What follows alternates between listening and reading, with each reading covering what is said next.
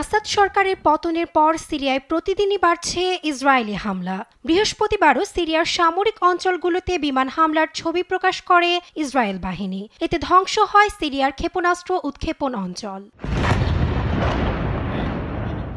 অন্যদিকে দীর্ঘ ৫০ বছরের যুদ্ধবিরতি চুক্তি ভঙ্গ করে গোলান মালভূমির বাফার জোনে তৎপরতা বাড়াচ্ছে ইসরায়েল। সিরিয়ার ভূখণ্ডের প্রায় ১১ মাইল ভেতরে ঢুকে পড়েছে আইডিএফ। তবে বরাবরের মতোই সাফাই গেয়েছেন ইসরায়েলের অন্যতম মিত্র দেশ যুক্তরাষ্ট্র। মার্কিন যুক্তরাষ্ট্রের জাতীয় নিরাপত্তা উপদেষ্টা জ্যাক সুলিভানের দাবি, সিরিয়ায় সম্ভাব্য হুমকি মোকাবেলা করতেই ইসরায়েলের এ তৎপরতা।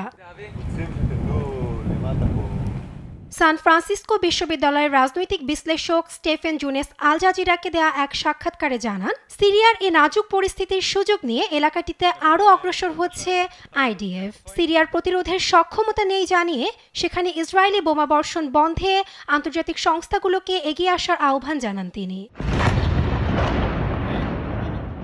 এরই মধ্যে সিরীয় সংকট মোকাবেলায় সম্মেলন আহ্বান করেছে জর্ডান, যেখানে সৌদি আরব, ইরাক, লেবানন, বাহরাইন, মিশর, কাতার, তুরস্ক, আরব আমিরাত সহ বেশ কয়েকটি দেশের কূটনীতিক অংশ নেবেন। এছাড়া জাতিসংঘ ও ইউরোপীয় ইউনিয়নের প্রতিনিধি দলও উপস্থিত থাকবেন। জাতিসংঘের এক প্রতিবেদন বলছে, আসাদ সরকার ও বিদ্রোহীদের সাথে সহিংসতায় এখন পর্যন্ত প্রায় ১০ লাখ সিরিয়ান বাসিন্দা বাস্তুচ্যুত হয়েছে, যাদের মধ্যে প্রায় ৬.৫ লাখ মানুষ আলেপ্পো ছেড়েছেন।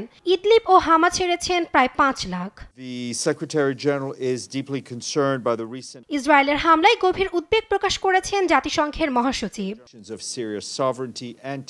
সাম্প্রতিক সময়ে সিরিয়ায় ইসরায়েলি হামলায় গভীর উদ্বেগ প্রকাশ করেছে জাতিসংঘ মহাসচিব। এটি সিরিয়ায় সার্বভৌমত্বের প্রতি বড় আঘাত।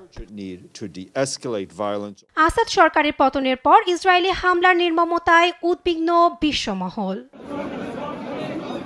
নাসরিন আক্তার, নিউজ ডেস্ক, দেশ টিভি।